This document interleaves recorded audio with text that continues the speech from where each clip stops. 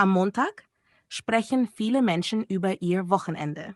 In Deutschland ist es ganz normal, wenn Kollegen oder Nachbarn am Montagmorgen fragen, und wie war dein Wochenende? Oder was hast du am Wochenende gemacht? Für Deutschlernende ist das eine gute Gelegenheit, Sätze in der Vergangenheit zu üben und ein kleines Gespräch zu führen. Man kann mit einem einfachen Satz antworten, zum Beispiel, mein Wochenende war schön. Es war sehr ruhig. Ich hatte viel zu tun. Dann kann man erzählen, was genau passiert ist. Dafür benutzt man meistens das Perfekt. Das ist eine Vergangenheitsform, die sehr oft im Alltag verwendet wird.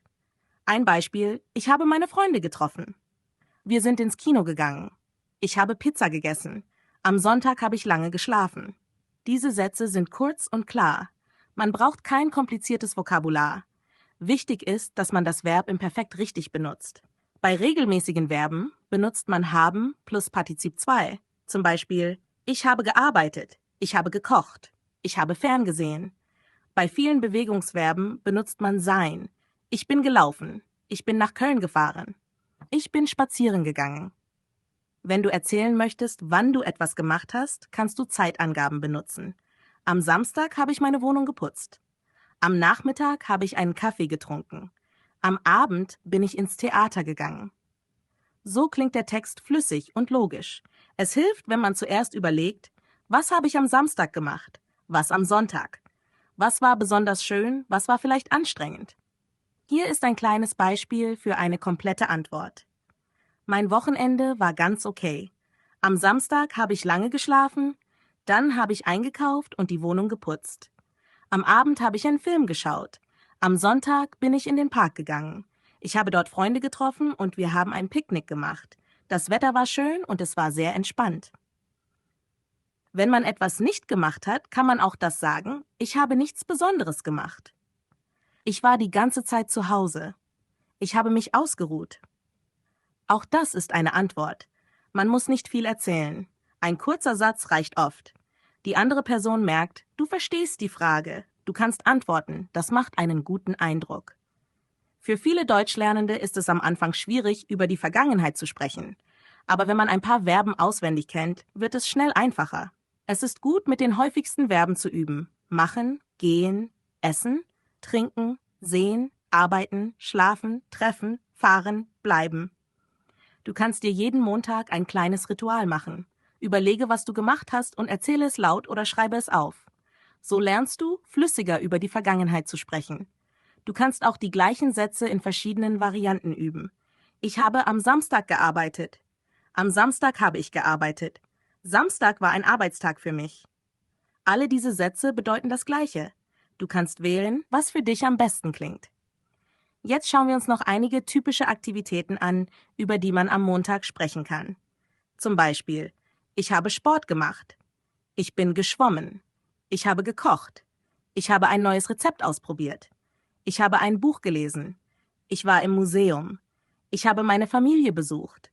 Ich habe einen Spaziergang gemacht. Ich bin zu Hause geblieben und habe Musik gehört.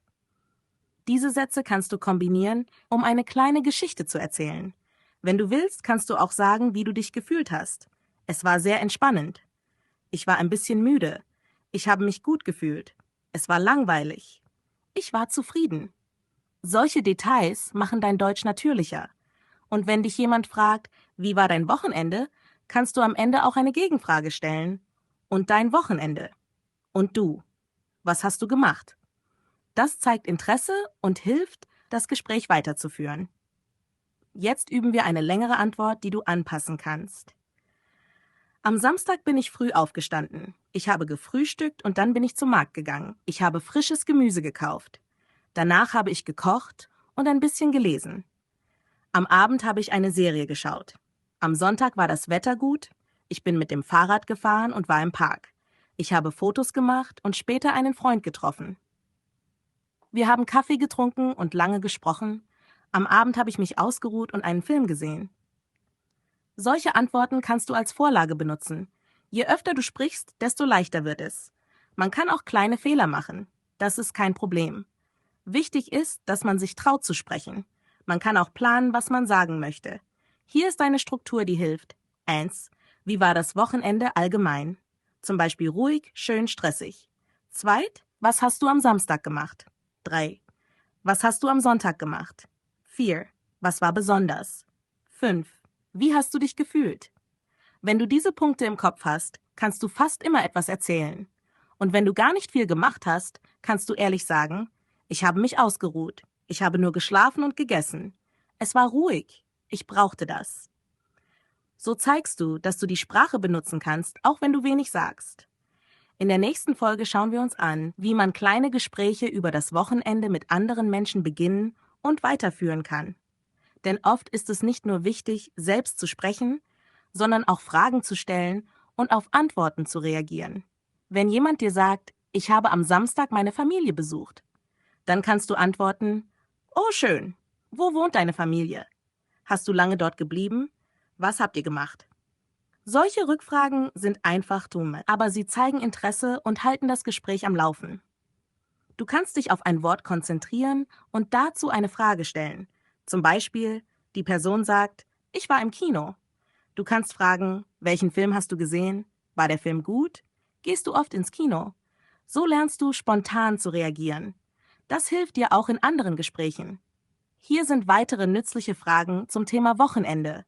Was war das Schönste an deinem Wochenende? Hast du etwas Neues gemacht? Warst du draußen? Hast du dich erholt? Hattest du Besuch? Diese Fragen kannst du mit Freunden, Kollegen oder Nachbarn benutzen. Sie sind freundlich und passen in viele Situationen. Im Aufzug, in der Küche bei der Arbeit, beim Sprachkurs oder auf dem Weg zur Haltestelle. Wenn du selbst über dein Wochenende sprichst, kannst du auch erzählen, was du geplant hattest und ob es geklappt hat oder nicht. Ich wollte wandern gehen, aber es hat geregnet. Ich habe geplant, viel zu lesen, aber dann kam Besuch. Ich hatte vor, Sport zu machen, aber ich war zu müde. Das zeigt, dass du auch mit dem Futur oder Modalverben umgehen kannst, aber auf einfache Weise. Wenn du willst, kannst du auch kurze Geschichten erzählen. Ich bin am Sonntag im Park gewesen. Dort habe ich einen kleinen Hund gesehen, der allein war. Er hatte ein Halsband. Ich habe den Besitzer gesucht und gefunden. Er war sehr dankbar. So eine kleine Geschichte dauert nur 1 bis 2 Minuten, aber sie macht das Gespräch interessant. Du brauchst nur einfache Verben, kannst aber viel sagen. Jetzt ein kleiner Tipp. Du kannst dein Wochenende auch mit 3 Wörtern zusammenfassen. Zum Beispiel, mein Wochenende war ruhig, lecker, sonnig. Entspannt, produktiv, familiär. Sportlich, kurz, schön. Dann kannst du sagen, warum du diese Wörter gewählt hast. Es war ruhig, weil ich fast nur zu Hause war. Lecker, weil ich gut gegessen habe.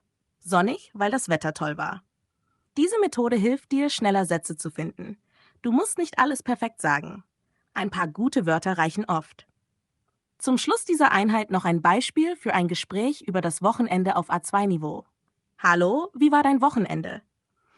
Ganz gut. Am Samstag war ich bei meinen Eltern. Ah, schön.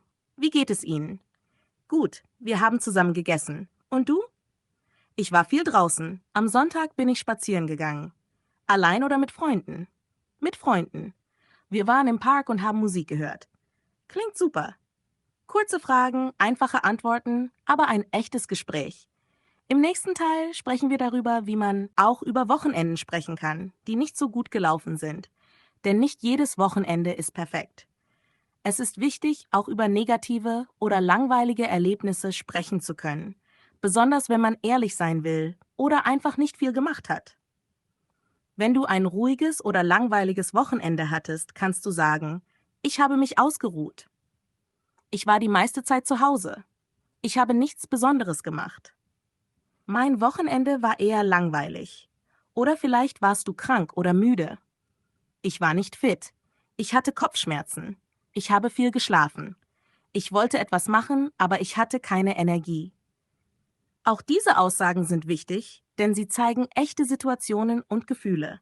Sie machen dich nicht unhöflich oder langweilig. Im Gegenteil, sie machen dich authentisch. Wenn du dich über das Wetter beschweren willst, kannst du sagen, das Wetter war schlecht. Es hat die ganze Zeit geregnet. Es war kalt und windig. Ich wollte rausgehen, aber es war zu nass. Und auch darauf kann dein Gesprächspartner reagieren. Zum Beispiel, ich war das ganze Wochenende zu Hause. Es hat so viel geregnet. Ja, das Wetter war wirklich schlimm. Ich hatte auch keine Lust rauszugehen. So entsteht ein Gespräch, auch wenn beide kein spannendes Wochenende hatten. Ein weiteres Beispiel. A. Wie war dein Wochenende? Ehrlich gesagt, ziemlich langweilig. Ich habe nur geputzt und ferngesehen. Manchmal braucht man genau das. Einfach entspannen. Ja, das stimmt. Und du? Ich habe einen Ausflug gemacht, aber es war sehr voll überall. Auch das ist eine kleine natürliche Unterhaltung. Jetzt noch ein paar Sätze mit weil oder aber, damit du deine Aussagen besser verbinden kannst. Ich war viel zu Hause, weil ich lernen musste. Ich wollte spazieren gehen, aber es hat geregnet. Ich war müde, weil die Woche stressig war. Ich habe Freunde getroffen, aber es war nur kurz. Diese Verbindungen helfen dir, mehr zu sagen, mit ganz einfachen Mitteln. Ein paar Satzanfänge zum Üben. Am Samstag habe ich, zuerst war ich, dann habe ich bin aufgestanden und habe gemacht. Mein Highlight war, leider konnte ich nicht machen. Du kannst diese Strukturen für dein eigenes Wochenende benutzen und damit üben. Wiederhole sie laut, verändere sie, erzähle deine Geschichte in verschiedenen Varianten. Im nächsten Teil geht es darum, wie man auch Fragen stellen kann, wenn man das Wochenende des Gesprächspartners nicht ganz verstanden hat. Denn manchmal ist es schwierig, alles sofort zu verstehen, besonders wenn jemand schnell spricht oder Wörter benutzt, die man noch nicht kennt. In solchen Momenten ist es wichtig, nicht nervös zu werden, sondern nachzufragen. Auch auf A2-Niveau kann man das einfach und höflich machen. Hier sind ein paar praktische Sätze, um nachzufragen. Wie bitte? Kannst du das bitte wiederholen? Was bedeutet dieses Wort? Wie schreibt man das? Ich habe das nicht verstanden. Kannst du das anders sagen? Diese Sätze zeigen, dass du interessiert bist und weitersprechen willst. Du musst nicht alles sofort verstehen. Es ist ganz normal, dass man manchmal nachfragt. Das passiert auch Muttersprachlern. Ein kurzes Beispiel. A. Ich war am Wochenende auf einem Flohmarkt. B. Flohmarkt? Ja, ein Markt, wo Leute alte Sachen verkaufen. Bücher, Kleidung, Möbel. Ah, verstehe. Und hast du etwas gekauft? Ja, ein altes Buch. So lernst du durch das Gespräch neue Wörter und verstehst mehr durch den Zusammenhang. Ein weiterer Trick. Wenn du ein Wort nicht kennst, kannst du raten und deine Vermutung ausdrücken. Ist das wie ein Markt? Meinst du so etwas wie, ich glaube, das ist ein Ort, oder? Auch das hilft dir im Gespräch aktiv zu bleiben. Wenn du über das Wochenende sprichst, kannst du auch Gefühle ausdrücken. Das macht deine Sprache lebendiger. Hier einige Beispiele. Es war sehr schön. Ich habe mich gefreut. Ich war ein bisschen enttäuscht. Ich war sehr müde, aber zufrieden.